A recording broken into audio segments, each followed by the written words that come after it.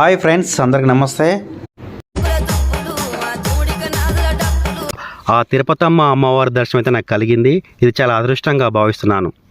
ప్రత్యేకత ఏంటంటే ఎక్కడ లేని విధంగా పెనుగంచి పోలులోని శ్రీ లక్ష్మీ తిరుపతమ్మ అమ్మవారి గర్భగుడిలో ఉన్న విగ్రహాలు, సహాదేవత విగ్రహాలు కూడా రంగుల మహోత్సవానికై జగ్గయ్యపేటకైతే తరలిస్తున్నారు.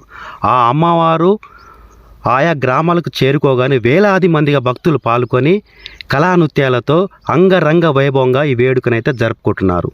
విగ్రహాలకు రంగులు పూర్తి కాగానే మళ్ళీ ఆ అమ్మవారు గుడికి ఈ నెల 28న అమ్మవారిని తరలిస్తారు.